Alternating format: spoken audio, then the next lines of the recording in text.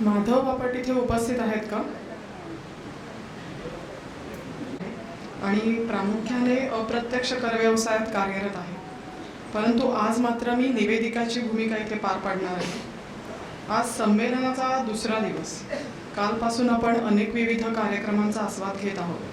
या कार्यक्रमात आपण काही व्यावसायिकांची तसेच काही उद्योजकांची ओळख करून घेणार आहोत, ज्यांनी चाकोरी सोडून काही नवीन वाटा शोधण्याचा प्रयत्न केलेला आहे. मला खात्री आहे की समोर बसलेल्यामध्ये पण असे अनेक मान्यवर आहेत जे वेगवेगळ्या व्यवसायात आणि वेगवेगळ्या उद्योगांमध्ये आहेत, परंतु केवळ वेळेअभावी आपण इथे मंचावर असलेल्या मान्यवरांशी संवाद साधणार आहोत. तर त्यांचीही मुलाखत आपल्याला सर्वांनाच प्रेरणादायी ठरेल याची खात्री देऊन मी तुम्हाला आजच्या मुलाखतीच्या कार्यक्रमाला सुरुवात करते. मी अत्यंत संक्षिप्त स्वरूपात त्यांची माहिती करून देते. नंतर आपल्या कार्यक्रमाच्या प्रश्नोत्तराच्या कार्यक्रमातून त्यांना उलगडण्याचा आपण जास्त प्रयत्न करू. माधव बापट हे व्यवसायाने फार्मासिस्ट असून ते अलिबाग चौल येथे गेली 20 वर्ष औषधाचं दुकान चालवतात. शशांक बापट यांचा मागील 36 वर्षापासून नागपूर येथे बापट कॅटरर्स नावाने कॅटरिंग व्यवसाय आहे. तसेच बापट डेअरी उद्योग हा दुग्धजन्य पदार्थांचा व्यवसाय देखील ते करतात. कौस्तुभ बापट हे गेली 25 वर्ष मनोरंजन क्षेत्रात छायाचित्रकारितेचे काम करत आहेत. तसेच ते छायाचित्र काढण्याचे प्रशिक्षण सुद्धा देतात. आणि नचिकेत बापट मागच्या 14 वर्षापासून सायबर सिक्युरिटी, सायबर गुन्हेगारिता, डिजिटल फॉरेन्सिक या व्यवसायात कार्यरत आहेत. कार्यक्रमाच्या सुरुवातीलाच माफी मागते की हा कार्यक्रम मी इंग्लिशमधून करणार आहोत, कारण काही शब्दांना खरोखरच माझ्याकडे प्रतिशब्द नाही आहेत.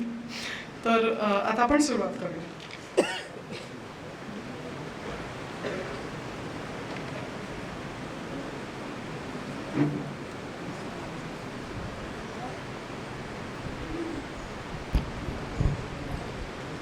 पहिला प्रश्न असा विचारायला सगळ्यांनाच वाटतो, एकेकाने उत्तर द्या, की ह्या क्षेत्रात मुळात काय यावंसं वाटलं आणि चाकोरीबद्ध नोकरी करण्यापेक्षा ही वेगळी वाट ठरल्यावर घरून पाठिंबा मिळाला की विरोध झाला?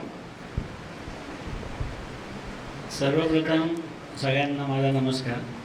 मी ज्या भागातून आलो आहे त्या भागामध्ये माझे दोन्ही आई वडील, माझे काकू सगळे शिक्षक आणि शिक्षकच सगळेजण आहेत. तर मी जिथे आहे तिथून मला पण शिक्षकच व्हायचं आहे असं सांगितलेलं होतं, पण वेगळं करायचं असं पहिल्यापासूनच मनात होतं. त्यामुळे पहिल्यांदा भिक्षुकी हा व्यवसाय निवडायचं ठरवलेलं, की म्हटलं भिक्षुकीमध्येच करायचं. पण त्याच्यामध्ये नंतर बऱ्याच ठिकाणी फिरल्यावरती काही वेगळे अनुभव पण आले आयुष्यामध्ये, की जे सगळ्यांसमोर नाही सांगू शकत होत असे. पण मग नंतर शिक्षणाला धरून काय करावं म्हणून मग एक व्यवसाय करावा. मग त्या व्यवसायासाठीचं काय शिक्षण घ्यावं, मग आपल्या बुद्धिमत्तेला आकलन होईल असं काहीतरी व्यवसाय करावा. म्हणून मग मेडिकल ह्या विषयामध्ये गेलो. तिथे 2-3 असे ज्येष्ठ लोक भेटले, काही माझे मित्र भेटले, काही त्यांच्या बहिणी मोठ्या होत्या, त्या म्हणाल्या की तू मग फार्मसीला ॲडमिशन घे. तेव्हासुद्धा पहिल्यांदा ते घरातनं म्हणत होते नाही तू शिक्षकच हो अगोदर. म्हणून मग मी एकटाच फॉर्म आणायला गेलेलो तिकडे आणि मग तो फॉर्म आणून भरला. 2 वर्ष कोर्स केला, 6 वर्ष RCF हॉस्पिटलला ट्रेनिंग म्हणून नोकरी केली आणि मग व्यवसायात उतरलो. तेव्हा एक गुरु म्हणा किंवा एक ठोस पाठबळ म्हणून माझा एक मित्र भेटला, मला व्यवसायात मदत करणारा मिळाला. डॉक्टर केदार ओक म्हणून गायनेकोलॉजिस्ट आहेत, ते मला भेटले आणि त्यांच्या मार्गदर्शनामुळे किंवा त्यांच्या मदतीमुळे मी पुढे जाऊ शकलो सगळ्या प्रवासात. कौस्तुभजी, बेसिकली फोटोग्राफी माझी पॅशन होती. तर त्या पॅशनचं व्यवसायात रूपांतर करणं हे काही माझं त्यावेळेला एम नव्हतं. पण ज्यावेळेला मी एकांकडे असिस्टंट होतो म्हणजे शिकण्याकरता, तर त्याचा व्यावसायिकपणा बघून मला वाटतं की आपण हाच व्यवसाय म्हणून निवडावा. घरच्यांचं पाठबळ म्हणालात तर घरच्यांचं पाठबळ म्हणालात तर आमच्या 7 पिढ्यात कोणी व्यवसाय केलेला नाही. त्यामुळे कॅपिटल म्हणजे ह्या गोष्टींकरता लागणारं कॅपिटल आणि ह्या सगळ्या गोष्टींची काहीच माहिती नव्हती. पण तरीसुद्धा घरच्यांनी तेवढा सपोर्ट केला आणि त्यातनं मग पुढे जात आहे. म्हणजे तुमच्या व्यवसायात पर्टिक्युलरली इन्व्हेस्टमेंट इनिशियल खूप असणार. खूप सो त्यासाठी सुद्धा तुम्हाला ते उभं करताना बरीच मेहनत करावी लागली असणार. पण त्याच्यामागे तुम्हाला कला पण असणं हे फार गरजेचं असतं. नुसतीच इन्व्हेस्टमेंट असून म्हणजे याच्यामध्ये बऱ्याचशा गोष्टी अशा आहेत की तुम्ही कॅमेराशी रिलेटेड वस्तू भाड्याने देता आणि त्याच्यावरती व्यवसाय करता. तर तसा माझा काही एम नव्हता. त्यामुळे मला कला अवगत होती आणि मी कॅमेरामध्ये इन्व्हेस्टमेंट आणि या सगळ्या गोष्टी त्यात केल्या आणि पुढे. नचिकेतजींचा असा व्यवसाय आहे की ज्याच्याबद्दल आपल्याला कुतूहल आणि भीती हे दोन्ही असतं. कारण कुतूहल अशासाठी की आपल्याला एवढंच माहिती असतं कुठला तरी OTP कोणीतरी ज्येष्ठ नागरिकाने दिला आणि त्याचे पैसे गेले. पण भीती अशी वाटत असते की हे आपल्याबरोबर पण होईल. आणि खरं सांगायचं झालं तर ॲडव्होकेट असले तरीसुद्धा ह्यातली म्हणावी तितकी माहिती मला बिलकुल नाही आहे, हे मान्य करायला पाहिजे. त्यामुळे ह्या विषयात ते खूप जास्त सांगू शकतील असं मला वाटतं.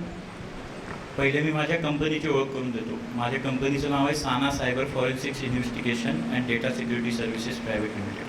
आम्ही सायबर क्राईम इन्व्हेस्टिगेशन आणि फॉरेन्सिक्स. आता म्हणाल फॉरेन्सिक्स म्हणजे काय, तर एखाद्या कंपनीमध्ये किंवा एखाद्या आरोपीकडनं किंवा एखाद्या व्यक्तीकडनं काही फ्रॉड झाला किंवा त्यांनी काही चुकीच्या ॲक्टिव्हिटीज केल्या आणि डेटा डिलीट केला, तर तो डेटा काढणे किंवा या व्यक्तीने किंवा या लॅपटॉपवरूनच ती ॲक्टिव्हिटी झाली आहे हे काढून ते पोलिसांना आणि कोर्टाला देणे हे हे मेन काम आहे. आणि IT शिक्षण घेतल्यानंतर IT कंपनीत जॉब करणं आणि हे करणं त्याच्यापेक्षा काहीतरी वेगळं करायचं म्हणून मी या फील्डमध्ये आलो. आणि घरचे तर काही मी अशा एजन्सीज म्हणाल किंवा माझं जे क्लायंट बेस आहे ते सगळ्या गव्हर्नमेंट एजन्सीज म्हणजे पोलीसपासून रॉपर्यंत सगळ्या एजन्सीज माझ्या क्लायंट आहेत. सो आम्ही एवढं कॉन्फिडेन्शियल काम असतं की घरचे मला अजून पण घरचे म्हणतात की तू काहीच करत नाही, तू पुण्यात काय करतो आम्हाला माहिती. पण म्हणजे ही तुमची यशाची पावती म्हणायला हरकत नाही. हो म्हणू शकते. हॅलो, उपस्थित सर्व बापट बंधू भगिनींना मानाचा मुजरा. माझ्या व्यवसायाची सुरुवात सांगायची झाली तर 12वीमध्ये 53% गुण पडले आणि वडिलांनी स्पष्ट सांगितलं आपल्या पोटापाण्याची सोय पहा. त्यावेळेला डोकं सरकलं कारण 18 वर्षाचं वय होतं. मग वडिलांनाच विचारलं की तुम्ही मार्ग सांगा काय करू, काहीही करायची तयारी आहे. मग ते तेवढ्याच खंबीरपणे पाठीमागे उभे राहिले आणि त्यांचंही त्यावेळेला चुकत नव्हतं. ते जस्ट रिटायर्ड झाले होते आणि प्रायव्हेट कंपनीमध्ये त्यांचा मिलमध्ये जॉब असल्यामुळे पेन्शन वगैरे प्रकार नव्हता. आणि त्यावेळेला मोठा भाऊ शिकत होता, LLB करत होता. मग 2 भावांमध्ये चर्चा झाली की आता घरासाठी कोणी कामाला लागायचं. मी त्याला म्हटलं मी 12वीत आत्ताच दिवे लावले आहेत, त्याच्यामुळे तू लॉचं तुला हे करायचं आहे तर तू कर, मी व्यवसायामध्ये सुरुवात करतो. आणि मग वडिलांनी सांगितलं की तू सध्या बिना कमी भांडवलाचं घरपोच किराण्याचं काम सुरू कर. म्हणतो मग काय करू, काहीच कळत नव्हतं. तर ते म्हणाले काही नाही, तू एक 500 घरी जाऊन भेट, त्यांना सांग मी असं असं सुरू केलेलं आहे, त्याच्यात तुला 25 घरं मिळतील. म्हणजे तो रेशो पहा की 500 घरं फिरल्यानंतर 25 घरं मिळतील म्हणजे 5%चा रेशो आहे. ते आधीच त्यांनी मला सांगितलं. तर ती मनाची तयारी ठेवून मी निघालो आणि माझ्या नशिबाने 50 घरं मला मिळाली. आणि 12वी झाल्या झाल्या घरपोच किराण्याचं काम मी जवळपास 3 वर्ष केलं. आणि त्यानंतर थोडा कॉन्फिडन्स वाढला. साईड बाय साईड कॉलेजमध्ये प्रायव्हेट युनिव्हर्सिटीच्या थ्रू परीक्षा देण्यासाठी BComला ॲडमिशन घेतली.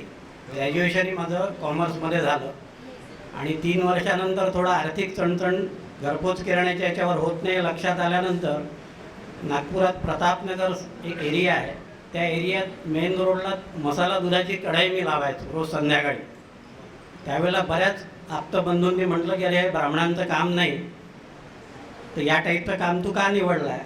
त्यावेळेला तसंही स्वतःच्या भरोश्यावर आपण काहीतरी करतो आहे, त्याच्यामुळे उगीच कोणीतरी आपल्याला मागे ओढतो या भावनेने म्हटलं मी तुमच्या बापाचं खात नाही, मी माझ्या बापाच्या सल्ल्याने हे काम सुरू केलेलं आहे. आणि मग ते 2 वर्ष काम केल्यानंतर एका सद्गृहस्थाच्या सल्ल्याने कॅटरिंगच्या कामाची मला माहिती मिळाली. तोपर्यंत मला कॅटरिंग हा शब्दही माहीत नव्हता. मग त्यांनी सांगितलं की छोटे कार्यक्रम असतात त्याच्या जेवणाच्या कॉन्ट्रॅक्टला कॅटरिंगचा कॉन्ट्रॅक्ट म्हणतात. इथपासून माझी सुरुवात झाली. सुरुवातीला अगदी वेटरच्या कामापासून, सामान लोड करण्यापासून तर काम पूर्ण करेपर्यंत सगळी कामं मी करायला लागलो. काही मित्र सोबत होते आणि नंतर मग नशिबाने एक चांगला मोठा हॉल मला मिळाला आणि 1988-89मध्ये कॅटरिंगच्या फील्डमध्ये खूप मोठी झेप मला घेता आली. त्याच्यानंतर 35 वर्ष मी हे काम सातत्याने करतो आहे. 5 वर्षापूर्वी बापट डेअरी उद्योग नावाने श्रीखंड मॅन्युफॅक्चरिंगचं काम सुरू केलं. तर सध्या ते खूप छोट्या अवस्थेत आहे. महिन्याला 3 टनाचं प्रोडक्शन आहे. 3000 किलो पर मंथ, म्हणजे 100 किलो डेली बनत आहे. आता नव्याने माझी मुलगी, तिने आत्ताच LLB केलं, ती या कामाला नव्या नावाने आणि नव्या जोमाने लागलेली आहे. तिने सुरुवातीला सांगितलं की बाबा मला जॉब करायचा नाही आहे, मला नागपुरात स्वतःचा व्यवसाय सुरू करायचा आहे आणि तुम्ही हे जे काम सुरू केलं होतं हे नव्या पद्धतीने ऑनलाईन मार्केटिंगच्या पद्धतीने नवीन ब्रँडने तिने सुरू केलेलं आहे. आता या पुढच्या आठवड्यामध्ये तिचं फ्री लॉन्चिंग नागपुरात होणार आहे आणि याप्रमाणे पुढची पिढी देखील माझ्याकडची स्वेच्छेने व्यवसायामध्ये आलेली आहे. धन्यवाद. आजच्या काळात पुढची पिढी स्वेच्छेने आणि ते पण उच्च शिक्षित असताना ह्या व्यवसायात येऊ दजणं हेच मुळात आधी त्यांच्या यशाचं पुढचं पाऊल असेल असं मला वाटतं. आपण पुढच्या प्रश्नाकडे वळूया की आपण सर्वजण या अतिशय वेगवेगळ्या क्षेत्रात कार्यरत आहात. तर बापटांच्या तरुण पिढीला या क्षेत्रात येण्यासाठी तुम्हाला काय मार्गदर्शन नेमकं करावंसं वाटेल?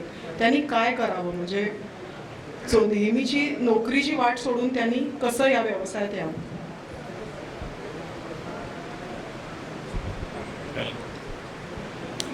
वाट सोडण्यापेक्षा त्यांनी ठरवावं की त्यांना कशामध्ये गोडी आहे पहिली गोष्ट, आणि त्यानुसार व्यवसाय करावा. कुठलाही केला तरी चालेल, पण त्यात सचोटी कायम धरून राहिलीत ना. म्हणजे मी एक अनुभव सांगतो की माझ्याकडे ड्रग इन्स्पेक्टर व्हिजिटला येतात. तर ते ड्रग इन्स्पेक्टर दलाल म्हणून एक व्यक्ती होती. ती मला म्हणाली की तुम्ही रोजचं उघडण्याची वेळ आणि बंद करण्याची वेळ एकच ठेवा. ती तुम्ही जरी पाळलीत कायम 10 मिनटं 15 मिनटं व्यतिरिक्त जर तुम्ही काही सोडलं नाहीत तर म्हणे तुमचं आपोआप हे वाढत राहील. आणि ते केल्यानंतर मला खरोखर जाणवलं की माझी वेळ पाळल्यामुळे लोक हां नाही तो येईल वेळेवर, म्हणून मग तो धंदा वाढत गेला हळूहळू सातत्याने.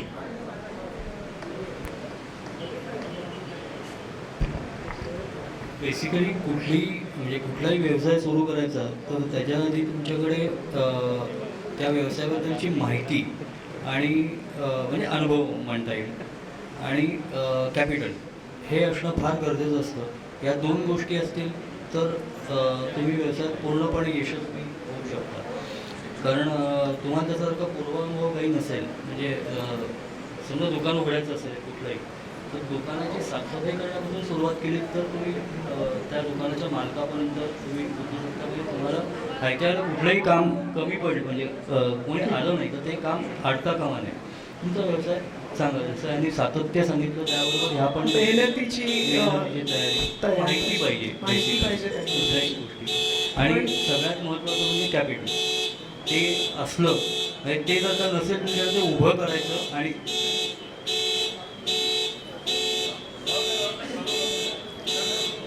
कॅपिटल हे फार गरजेचं आहे की ते असेल तर तुम्ही पुढे काही करू शकता. पण जसं माधवजींचं फार्मसिस्ट बनणं हे मुळात आधी बेसिक रिक्वायरमेंट आहे, तशी तुमच्या व्यवसायाची काय रिक्वायरमेंट आहे की जेणेकरून उत्तम फोटोग्राफी करता येऊ शकते? काय स्किल डेव्हलप करावं लागतं किंवा काय कोर्सेस करावे लागतात का? कोर्सेस आहेतच, पण बेसिकली तुमच्याकडे तुमचा हा सर्व्हिस इंडस्ट्री आहे, हॉस्पिटॅलिटी इंडस्ट्री आहे, त्यामुळे तुम्हाला त्याची माहिती असणं म्हणजे व्यवसाय म्हणून करत असेल तर ती माहिती असणं गरजेचं असतं. तुम्हाला जर का पॅशन असेल तर तुम्हाला ती कला अवगत असतेच. म्हणजे पॅशन असल्यामुळे ती कला अवगत नसेल तर तुम्हाला त्याकरता बरेचसे कोर्सेस आहेत की जे तुम्ही कोर्सेस करून फोटोग्राफी ह्या विषयात तुम्ही ज्ञान मिळवू शकता. आता फोटोग्राफीमध्ये सुद्धा बरेचसे ब्रँचेस आहेत की सिनेमॅटोग्राफी आहे, फोटोग्राफी आहे, वेडिंग, खूप सारे प्रकार आहेत. पण त्यातसुद्धा तुम्हाला जर का ती कलात्मकता असेल तर वेगळेपण दाखवणं हे फार गरजेचं आहे. म्हणजे कुठल्याही व्यवसायात तुम्ही जर का काही वेगळेपण केलं तरच तुम्हाला काही मिळू शकतो, वेगळा व्यवसाय मिळू शकतो. पण म्हणजे फोटोग्राफीचा बेसिक व्यवसाय करून सुद्धा तुम्ही एखादं स्पेशलायझेशन फोटोग्राफीमध्ये करू हो, शकता. नक्की करू शकता. पण हे पहिल्यांदा सांगितलं असं की पॅशन असेल तर तुम्ही या सगळ्या गोष्टी करू शकता. जर का तुम्हाला म्हणजे आमच्या फोटोग्राफीमध्ये एक फ्रेज आहे की 56-60, म्हणजे जनरल जे इव्हेंट फोटोग्राफी करतात त्यांना बाकी काही ज्ञान लागत नाही. त्यांना हे 2 ॲपर्चर शटर म्हणजे ह्या गोष्टी असल्या खूप होत. ते फोटो निघाला आहे ना, संपला विषय. तो कसा निघाला आहे, काय कोण करत आहे त्याशी देणं घेणं. हे आणि आजकाल प्रत्येकाच्या हातामध्ये एवढ्या मेगापिक्सेलचे कॅमेरे आलेले आहेत की प्रत्येक जणच फोटोग्राफर असतो. सो मला वाटतं की अजून तुमचं आव्हानात्मक काम आता झालेलं आहे की तुमच्या कामात काम बोललं पाहिजे की तुम्ही का वेगळे आहात आणि आमच्यासारखे का वेगळे आहेत की जे उठसूट मेगापिक्सेलचे फोन घेऊन फिरतात. मला जे असं यांनी सांगितलं की 500 क्लायंटला तुम्ही ज्या वेळेला नॉक करता त्यावेळेला तुम्हाला 25च मिळतील. तसं याच्यामध्ये तुम्ही ज्याला 1000 फोटो काढताना 50 फोटो बरे निघतातच निघतात, निघत नाही तसं नाही. त्यामुळे तोच प्रकार आलेला आहे. पण तुम्ही जर का स्पेशलाइज असाल तर तुमचे 1000 काढले तर ते अगदी 800 फोटो तरी चांगले निघतात. अगदी 100-200 फोटो काही कारणाने चांगले निघत नाही. नचिकेत जी काय सांगाल, काय कोर्स करायला हवा, कुठला? माझ्या फील्डमध्ये किंवा मी ज्याच्यात काम करतो त्याच्यात यायचं असेल तर IT किंवा म्हणजे for example BCA, MCA, BE engineering या फील्डमध्ये असेल आणि जर या फील्डमध्ये शिकायचं किंवा पुढे जाऊन व्यवसाय करायचा असेल तर या फील्डमध्ये जर खरंच कोणाला शिकायची किंवा करिअर करायची इच्छा असेल तर माझ्याशी संपर्क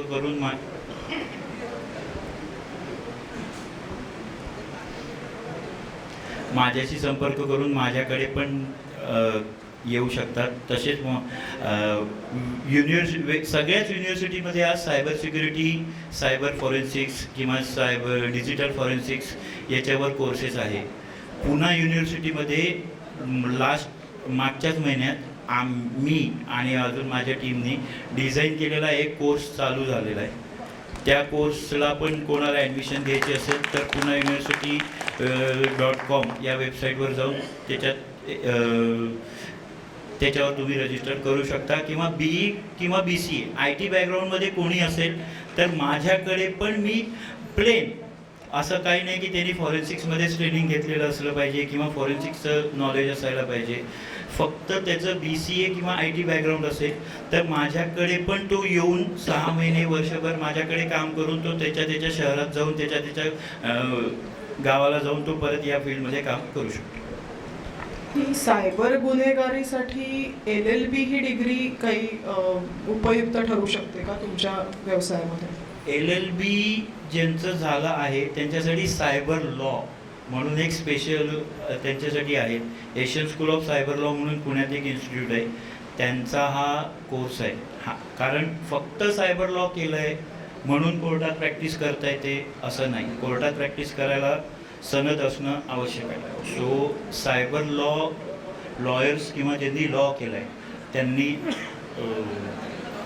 सायबर लॉ करू शकतात. शशांकजी, आपला तर एक्सपिरियन्स खूप जास्त आहे. आमच्यामध्ये सगळ्यामध्ये तुम्ही सिनियर आहात. सो तुम्ही मला वाटतं सगळ्यात जास्त म्हणजे परिवर्तन बघितलेलं आहे की आजचा स्विगी झोमॅटोचा काळ आणि तेव्हाचा दारोदारी फिरण्याचा काळ. तर काय वाटतं, म्हणजे काय पाहिजे या क्षेत्रात येण्यासाठी?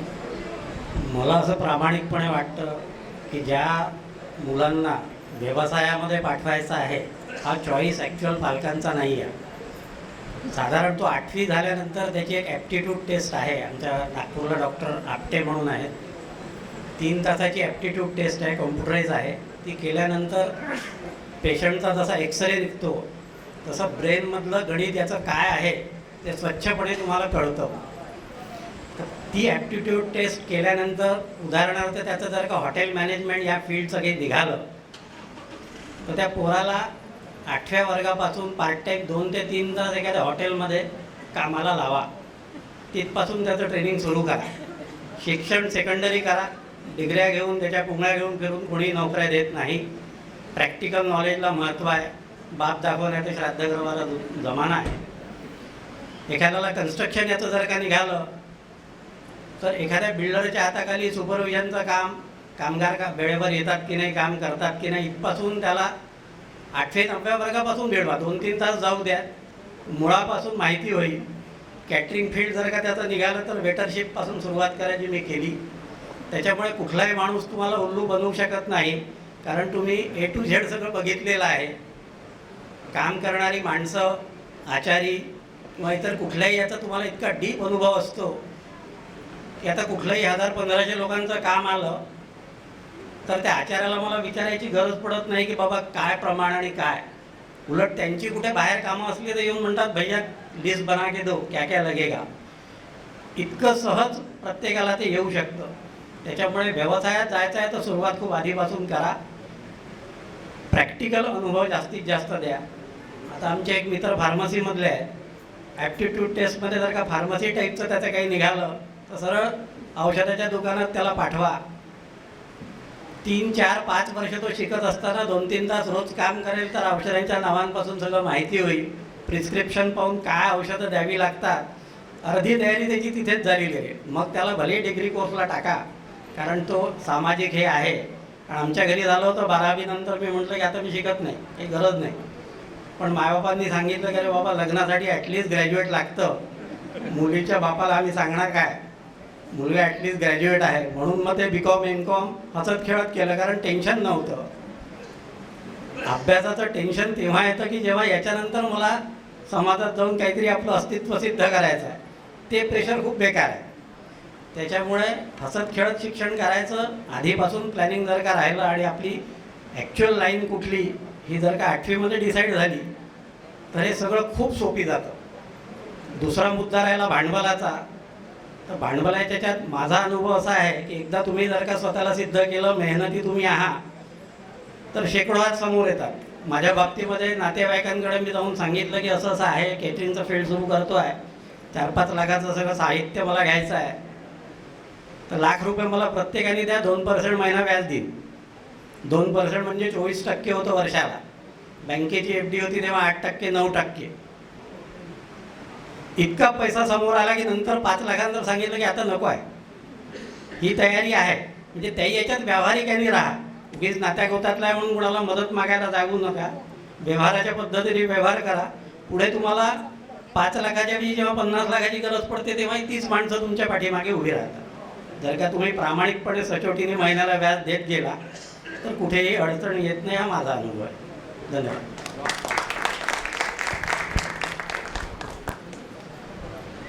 या क्षेत्रामध्ये काम करताना आलेले काही अनुभव किंवा भेटलेली अशी काही माणसं ज्यांनी आपल्या विचारांमध्ये किंवा सवयींमध्ये बदल घडवून तुम्हाला अधिक प्रगल्भ, अधिक माणूस म्हणून समृद्ध केलं.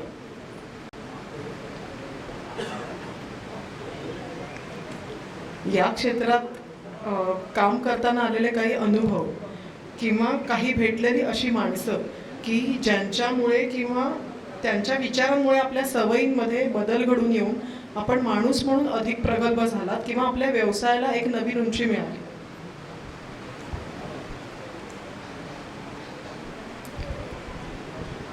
अनुभव तसे दुकानात थांबल्यावरती अनुभव म्हणजे येणारा प्रत्येक गिऱ्हाईक हा आपल्याला अनुभवच देऊन जात असतो. पण त्यातल्या त्यात सांगण्यासारखे अनुभव म्हणजे एक म्हातारे गृहस्थ होते, त्यांच्याकडे पैसे नव्हते काही एक. ते मला म्हणाले मी औषध नेतोय, 8 दिवसांनी देईन तुला. ठीक आहे, आता काय धंदा करायचा म्हणजे उधारी तर द्यायलाच हवी म्हटलं. दिली त्यांना. महिना झाला ही व्यक्ती काय उगवलीच नाही. तर मी काय मागितले नाही त्याच्याकडे. साधारण 2-2.5 महिन्यानंतर ती व्यक्ती परत आली माझ्याकडे आणि माझे पैसे होते त्यापेक्षा जास्त पैसे दुकानात दिलेत आणि जायला निघाले. म्हटलं नाही काका एवढे नाही आहेत, एवढेच आहेत पैसे. नाही म्हणे, अरे माझा मुलगा ॲक्सिडेंटमध्ये गेला त्यामुळे म्हणे मी येऊ शकलो नाही, पण म्हणे माझ्या लक्षात होतं की तुझे पैसे बाकी आहेत म्हणून. ते असा आलेला अनुभव होता की ते कायम अंगावरती शहारे येतात सांगितलं की त्या माणसाचं. दुसरं म्हणजे एक दर महिन्याला औषध देणारे एक आजी आजोबा होते, नलिनी एन पटवर्धन म्हणून त्यांचं नाव होतं.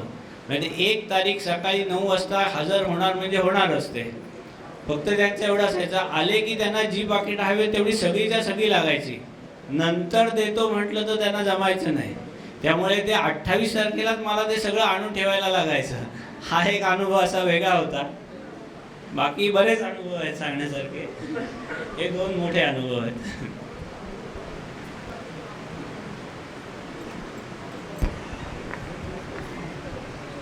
या क्षेत्रामध्ये अनुभव हा मला रोजच नवीन असतो. कारण मला जे भेटणारे क्लायंट असतात ते सरळ कधी मला भेटले नाही. ते बऱ्याचदा असे तिरकस असे आहेत. आणि ज्या शहरात मी राहतो तिथे तिरकेपणा हा म्हणजे नॉर्मल मानला जातो. पुण्यामध्ये तो नसला तर प्रॉब्लेम आहे. नाही ते कंसात टाकलं का. तर नाही, मी बेसिकली मुंबईचा आहे, पण मी पुण्यात आत्ता शिफ्ट झालो. पण मला मुंबईचा एक अनुभव असा आहे की मी ज्याच्याकडे असिस्टंट, जसं मगाशी मी म्हटलं की एखाद्या वेळेस तुम्ही असिस्टंटशिप केली तर तुम्हाला पुढे काय करायचं आहे त्या गोष्टी तुम्हाला कळत जातात. तर ज्याच्याकडे मी असिस्टंट होतो तर तो फार मोठा फोटोग्राफर होता आहे म्हणजे अजून. पण त्याच्याकडे अशा बऱ्याचशा गोष्टी, आणि त्याच्याकडे काम करताना मला खूप इंटरनॅशनल लेवलला काम करायची बऱ्याचदा संधी मिळाली. त्यावेळेला ती लिझा रे म्हणून एक मॉडेल आहे. तर ती मॉडेल तो शूट करायचं होतं. तर त्यावेळेला मला माहिती नव्हती की ह्या कशा गोष्टी शूट केल्या जातात. म्हणजे एवढ्या मोठ्या मॉडेल असतील तर त्यावेळेला काय हे करायला लागतं. तर त्यावेळेला माझी फारशी तयारी नव्हती. तर तिने मला विचारलं की तू नवीन आहेस का. म्हटलं हो नवीन आहे. मग ती मला एक काम कर, ह्या गोष्टी लागतात त्या गोष्टी. मग मला नाही, एवढी मोठी माणसं असूनसुद्धा त्यांना कळलं की हा नवीनच शूट करतोय. तर त्यावेळेस त्यांनी ती मदत केली. तेव्हा ती गोष्ट लक्षात आली की समजा जर नवीन एखादं कोणी आलं तर त्याला आपण खिल्ली न उडवता आपल्या अनुभवाचा फायदा करून द्यायला द्यायचा. आता माझ्याकडे सुद्धा कधी कधी नवीन मॉडेल्स शूट करायला येतात. त्यावेळेला हा मला अनुभव येतो. मग त्यावेळेला मी त्यांना असं कमी लेखत नाही, त्यांना सांगतो की काय कर. त्याचा म्हणजे एक धंद्यातलं एक उदाहरण म्हणून मी सांगतो. जसं हे आता म्हणाले की एकच व्यक्ती दुकानात जर का 4 वेळा आली तर तुम्ही यशस्वी दुकानदार असता. तसंच आमच्याकडे एकच क्लायंट 4 वेळा जर का आला तर ते यश आमचं असतं. म्हणजे तो त्यातला प्रकार आहे. तसंच ते मॉडेल्स जर का मी पहिल्यांदाच सांगितलं की तुला काही येणार नाही, तुला काही जमणार नाही, ती पुढच्याला माझ्याकडे शूट करायला येणार नाही. पण तीच जर का आणखीन 4 जणांना सांगून मला रेफरन्स दिला तर त्या रेफरल जो एक बिझनेस म्हणतात तो त्याच्यामध्ये होतो. हा मला एक मोठा अनुभव मिळाला. म्हणजे ती मॉडेल मोठी होती, तिच्याकडनं मी शिकलो ही गोष्ट की आपण काय म्हणतात ना, नवीन असलं तरी सुद्धा त्याला कधी कमी लेखायचं नाही. हा एक अनुभव.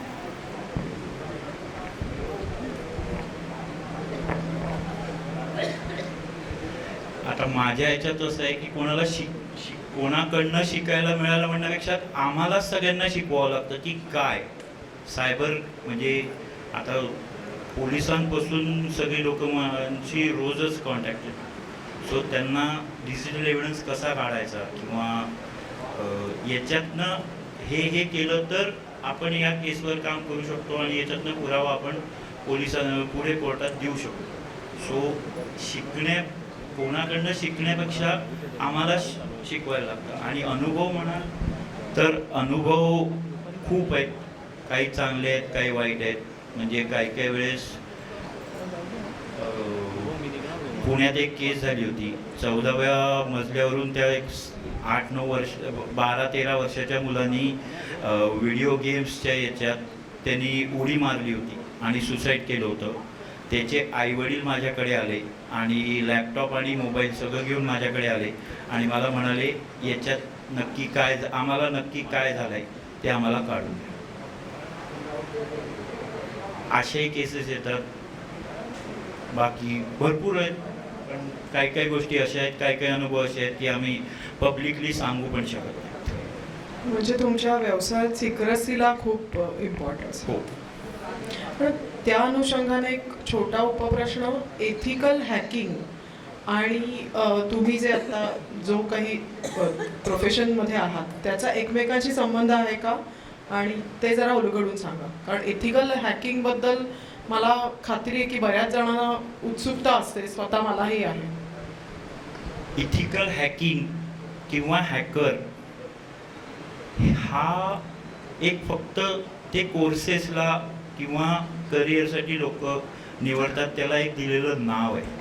सायबर सिक्युरिटी हा याचा मेन सब्जेक्ट आहे. सायबर सिक्युरिटीमध्ये इथिकल हॅकिंग किंवा cyber crime investigation, cyber security हे वेगवेगळे पार्ट येतात. इथिकल हॅकिंग म्हणजे समोरच्याची परवानगी घेऊन त्याला पुढे जाऊन त्याच्या कंपनीमध्ये किंवा त्याच्या वेबसाईटला, त्याच्या डेटाला त्रास होऊ नये, त्या प्रॉब्लेम होऊ नये म्हणून समोरच्याची परवानगी घेऊन आम्ही त्याची सिस्टीम हॅक करतो. त्याच्यात कुठे थ्रेट्स आहेत किंवा कुठून त्याला पुढे जाऊन प्रॉब्लेम होऊ शकतो ते शोधतो आणि ते ब्लॉक करतो. त्या त्रुटी तुम्ही दूर तिथं करता. आम्ही दूर करतो.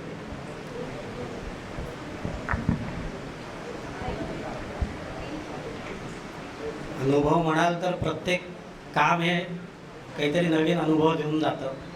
आणि कॅटरिंग फील्डमध्ये मॅक्झिमम कामं माझे लग्न पार्टींचे, जे फंक्शन केटरिंग जास्ती आहे माझं, त्याच्यात खूप गमतीदार अनुभव येतात. त्याच्यातला एक तुम्हाला छोटा सांगतो, कारण इथे 4 जण आहेत, प्रत्येकाला वेळ लिमिटेड आहे.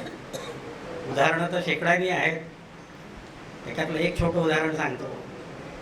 लग्नाचा कॉन्ट्रॅक्ट होता. आदल्या दिवशी सीमानपूजन पार पडलं. दुसऱ्या दिवशी सकाळी एक साधारण नागपुरातली लग्न म्हणजे 800 ते 1000 लोकांची असतात. आदल्या दिवशी 200 लोकांचं सीमानपूजन वगैरे असतं. 500-600 लोक सकाळी रिसेप्शनला असतात.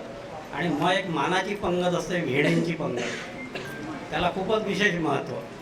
त्याच्यात बरीच सजावट, मानपान, या सगळ्या गोष्टी खूप आता नवीन याच्यात तर फॅशन म्हणून खूप आवर्जून पाळल्या जातात. आणि त्याचा म्हणजे इश्यू असतो की ते झालं नाही तर सगळा गोंधळ होईल कामात. तर ठरल्याप्रमाणे वेणीच्या पंक्तीची तयारी आमची सुरू होती. साधारण प्रत्येक हॉलला फंक्शन हॉल वेगळा, डायनिंग हॉल वेगळा असतो. माझ्या कामामध्ये मी साधारण फंक्शन हॉलमध्ये एका साईडला वेणीची पंगत नेहमी अरेंज करायचो. तर त्यावेळेला माझ्याकडे बजाजनगर म्हणून एरिया आहे, तिथे जानकी सेलिब्रेशन म्हणून हॉल मी कॉन्ट्रॅक्टवर घेतला होता 10 वर्षासाठी. तिथली ही घटना आहे. वेणीच्या पंक्तीचा पूर्ण सेटअप झालेला. आणि तुम्हाला एक सगळ्यांना अनुभव असतील की लग्नामध्ये 2-3 बायका अशा निश्चित असतात की जे खूप स्टायलिश असतात, बाकी काही काम करत नसतात, पण खूप साडी बिगडी नेसून मटकत असतात आणि काहीतरी मी मदत करू का अशा टाईपनी त्या सगळ्यांच्या, त्या ज्यांच्याकडचं कार्य आहे त्यांना मध्ये मध्ये जाऊन भेटून विचारत असतात.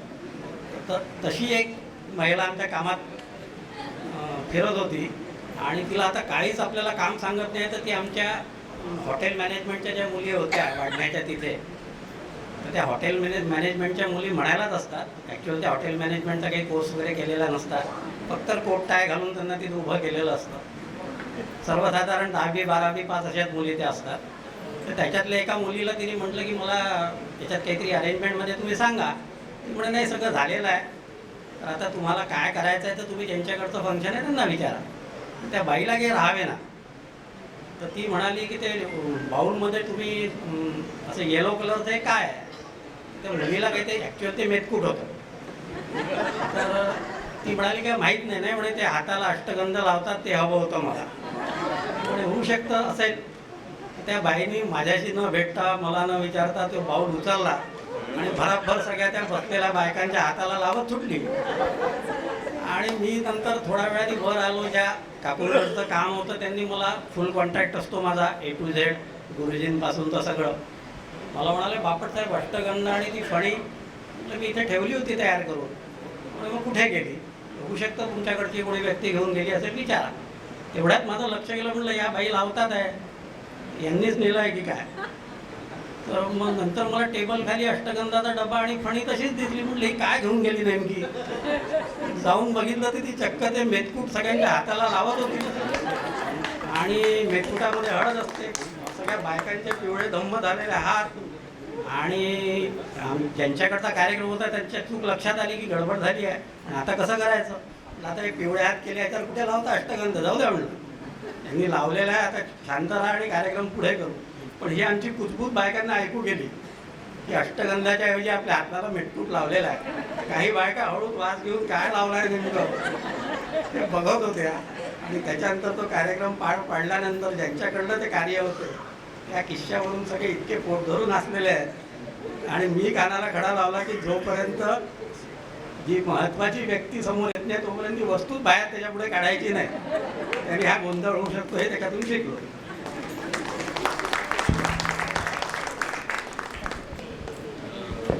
हे आमच्याकडे कसं आहे की एखादी गोष्ट करायची तर ती बेधडकपणे केली पाहिजे, तर तुम्हाला त्याचे रिझल्ट्स मिळतात.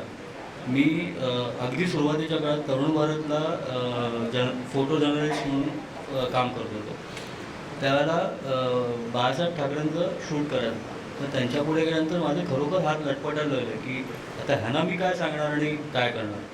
तर त्यावेळेला बाळासाहेब ठाकरेमध्ये त्यांच्यात एक कोण माणूस होता, इथे पुढे बंदूक आहे का रे, म्हटलं झालं का मला मारणार.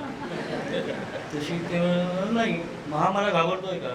अहो म्हटलं बरोबर आहे, तुमच्यासमोर उभं आहे, मी मला घाबरायला म्हणणार काही नाही, बेधडक मग तू काय हवं ते सांग, उड्या मारायला सांग, पण फोटो काढ. म्हणजे बेधडकपणा असणं हे त्या माणसाकडनं. समोरची व्यक्ती कितीही मोठी असेल तरी आपण आपलं काम हे करत राहिलं पाहिजे, शिकायला पाहिजे. दुसरा पण एक मजेशीर किस्सा आठवलाय, तो सांगतो की औषधामध्ये सारखी नावं बरीचशी असतात. त्यामुळे एक अक्षर बदललं, एक उच्चार बदलला की ते औषध बदलतं. त्याप्रमाणे एकदा एक कस्टमर आलेला, जुना म्हातारा व्यक्ती होता. दुकान बघितलं शिरला, मला म्हणाला स्टोला पिन आहेत का. तर नाही, स्टोला पिन असतील तर त्या म्हटलं प्रिस्क्रिप्शन शिवाय नाही, त्याच्या सायकॅट्रिक गोळ्या आहेत त्या. म्हटलं त्याला चिठ्ठी लागेल डॉक्टरची. म्हटलं स्टोला पिन आहेत काय. नंतर तो मला हात करून दाखवायला लागला, इस्टोला पिन, म्हणजे त्याला स्टोला पिन हवी होती. ही गोष्ट जवळ 12 वर्षापूर्वीची आहे. ते इस्टोला पिन आणि स्टोला पिन असं झालं ते.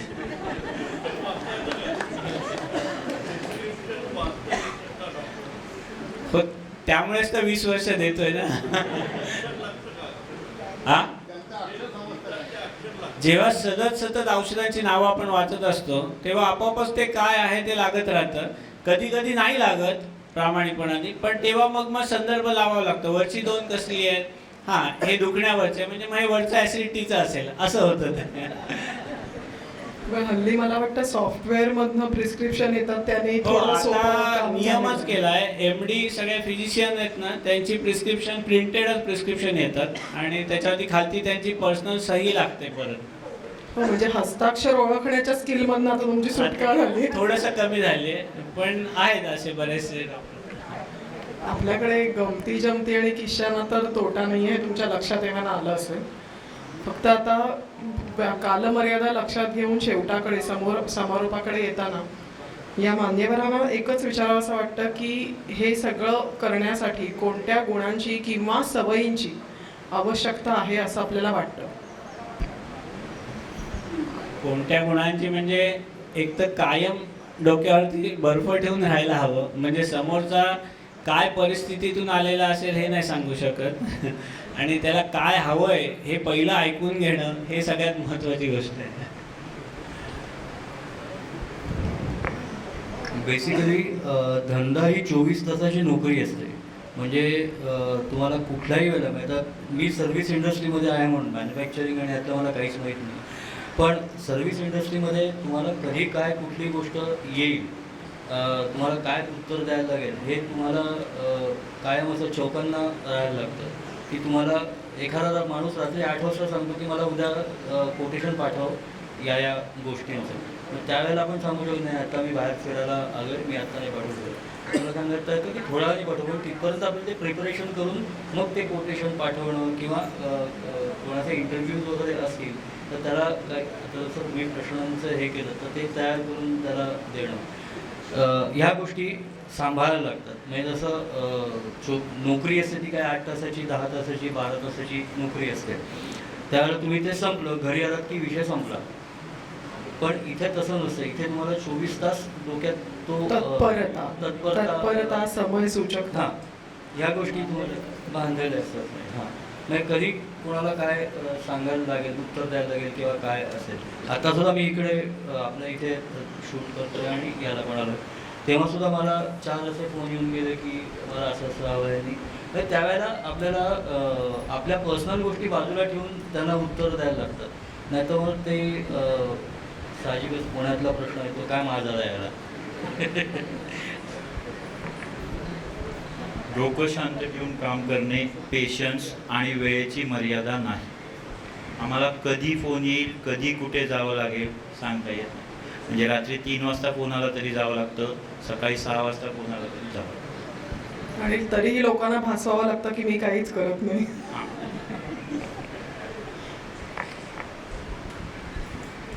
आपलं पूर्ण काम प्रामाणिकपणे करायचं आणि बाकी भगवंतावर सोडून द्यायचं. हे मी माझ्या कामात शिकलो आहे. त्यांनी टेन्शन अजिबात येत नाही. कारण तुम्ही तुमची जर का ड्युटी चोख केलेली आहे, तसं आता फुल कॉन्ट्रॅक्ट घेतला आहे, बँडवाल्याला मी फोन केला आहे, माझ्याजवळ रिसिप्ट आहे, बुकिंग केलेलं आहे. आता रस्त्यात त्याच्या गाडीला काही झालं म्हणतो 15 मिनटं उशीर आला तर याच्यात माझा दोष नाही. त्याच्यामुळे त्याचं टेन्शन घेत बसायचं नाही. अशी जवळपास 10 ते 15 सर्व्हिसेस आम्हाला प्रोव्हाइड करावे लागतात. आधी त्याचं टेन्शन यायचं, फेटेवाला वेळेवर पोहोचेल की नाही, बँडवाला वेळेवर येईल की नाही, गुरुजी घरून निघाला का. आधी मोबाईल नव्हते, त्यांच्या घरी फोन करावा लागायचा, तर घरचे सांगायचे निघाला आहे. पण तो जागेवर येईपर्यंत आपल्या जीवात जीव नाही राहत.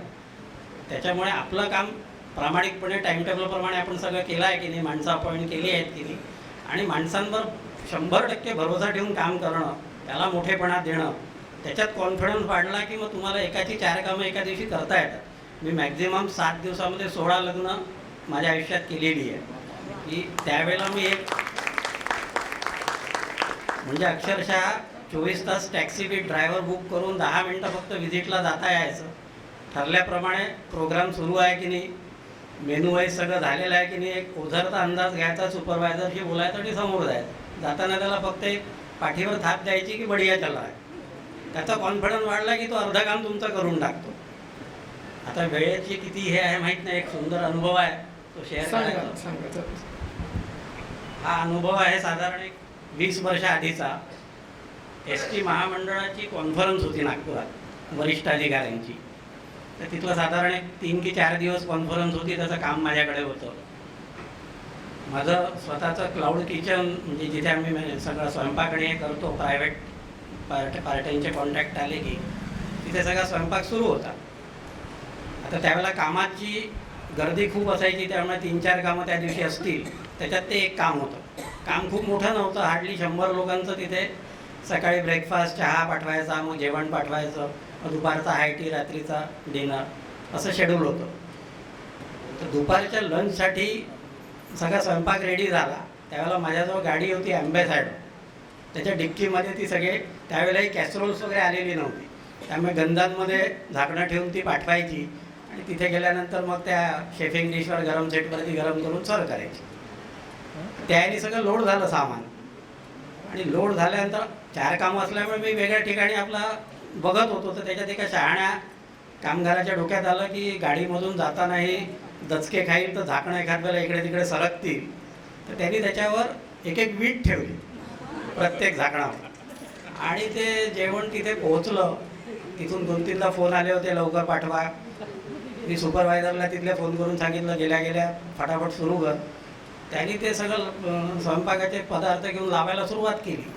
त्याच्यात एक आयटम होता पालक पनीर, आणि त्या वेटरनी रांडीचं गंध घेऊन त्याच्यात पातेल्यात घ्यायला काढला तर आवाज झाला टन. तर तिथे उभा असलेला एक अधिकारी एकदम सतर्क झाला. तो म्हणे क्या है, क्या बज रहा है. तर वेटर हेड जो होता त्यालाही कळेना, नाही समज मी नाही आला म्हणे. त्यांनी पुन्हा 2दा-3दा केलं. टणटण आवाज झाल्यानंतर निघालो म्हणे. त्या दांडीच्या पातेल्यात ती वीट निघाली बाहेर, आणि तिथे एकदम माहोल गरम. कोण माला के उसको बुलाव, खाना रोको. अरे फोनवर फोन यायला लागले. 2 मिनटं मला कळत नव्हतं की एवढं काय सगळं रेडी पाठवलं आहे. पुन्हा मी मेनू चेक केला, सगळं गेला आहे की नाही. किचन सुपरवायझरला विचारलं, म्हणजे साहेब सगळं गेलं आहे. मग फोनवर मला त्या आमच्या कामाच्या तिथल्या सुपरवायझरने सांगितलं की साहेब पालक पनीर में ईट निघली आहे. याला म्हटलं आता लाता खायचंच काम आहे, काय उत्तर देऊ जाऊन. मग अशी परिस्थिती आली की दत्तगुरूंचं नामस्मरण सुरू होतं की भैया संभालने क्या करना है. गाडीवर सुसाट तिथे पोचायचं होतं. जवळपास एक 2 मिनटं उरले असताना, एक 5 किलोमीटर दूर ते होतं, 2 मिनटं उरले होते, काही समजे नाही तर काय उत्तर देऊ. पण 2 मिनटं आधी दत्तगुरूंनी अशी आयडिया डोक्यात दिली की मी सरळ बायावर करून आतमध्ये गेलो आणि त्या हेड वेटरला म्हटलं कि तू बेवकूफ है क्या. म्हणून क्या हुआ. म्हटलं पुरे खाने पे की इटे पहिले निकाली नहीं क्या. तर सगळेच माझ्याकडे पाहायला लागले की काय बोलतो आहे. म्हटलं दाल फ्राय में की निकाली क्या दे, वो व्हेज कोल्हापुरी में की निकाली क्या दे. असं करून मीच आपलं दांडीचं पातेलं घेऊन सगळ्याच्यात चेक केलं. त्यांनी मला थांबवलं. म्हणे काय तमाशा सुरू आहे. हो म्हटलं ही आमची सिक्रेट रेसिपीची पद्धत आहे. म्हणे काय. तर म्हटलं आधी मातीच्या भांड्यांमध्ये स्वयंपाक व्हायचा, तर त्याचा एक वेगळा सुगंध यायचा भाज्यांना. तर मग म्हणे मग विटेचं काय. त्याच्यामुळे म्हटलं माझ्या डोक्यात आलं, मी कुंभाराने विटाने बनवून घेतल्या आणि भाजी उकळायला लागली की त्याच्यात 5 मिनिटं ती वीट डीप करायची, बाहेर काढून ठेवायची. आज नेमकी म्हटलं तुमच्या या पालक पनीरमधली वीट राहून गेली, त्याच्यामुळे सॉरी. तरी झालं वाटलं म्हणे मला एखादा खडा निघेल, कचरा निघेल, एवढी वीट कशी काय कोणी टाकू शकतो. मग छान ते कार्यक्रम झाला. खूप सगळ्यांनी त्याचा तारीफही केली की हो म्हणे थोडा मातीचाही येतोय. आणि मग कार्यक्रम झाल्यानंतर ज्यांनी मला कॉन्ट्रॅक्ट दिला तो अधिकारी आला. म्हणे बापटसाहेब घरी तर आम्ही 4-5 लोकांचा स्वयंपाक करतो, त्याच्यात कसं करायचं. अरे म्हटलं सोपी आहे. दिवाळीमध्ये तुम्ही पणती आणता ना, पणतीला दोरी बांधायची, फोडणीच्या वरणात 5 मिनिटं उकळू द्यायची, सेम रिझल्ट. असे गमतीदार अनुभव आले.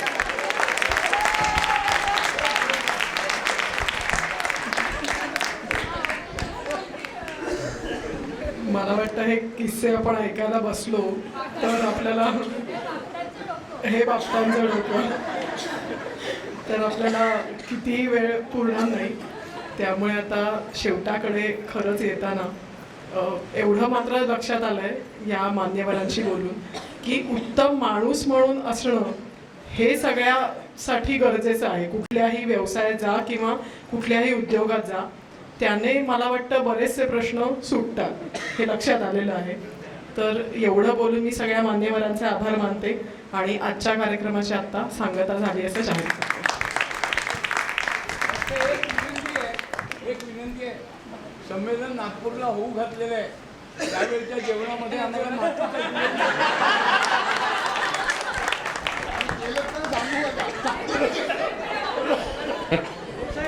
पुन्हा एकदा आपण मंचावर उपस्थित सर्वांसाठी टाळ्यांचा मोठा कडकडाट करूया.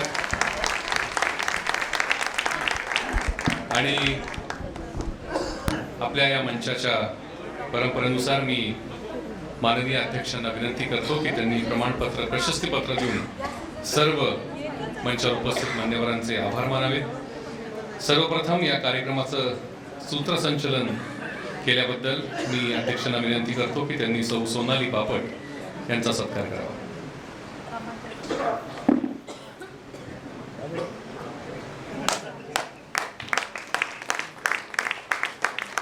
टाळ्या वाढू देत. सकाळची वेळ आता आपण संध्याकाळी समजू शकतो. माधव बापट.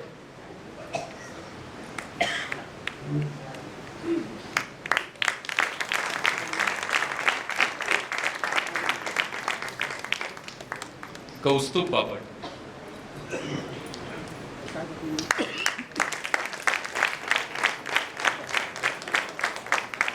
फोटोग्राफरचा फोटो नचिकेत बापट.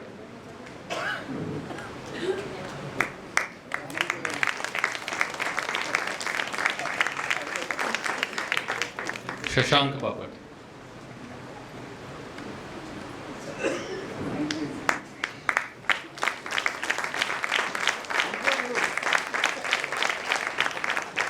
धन्यवाद. पुन्हा एकदा मंचावरील सर्वांसाठी टाळ्यांचा मोठा कडकडाट करूया. सर्वांचे आभार.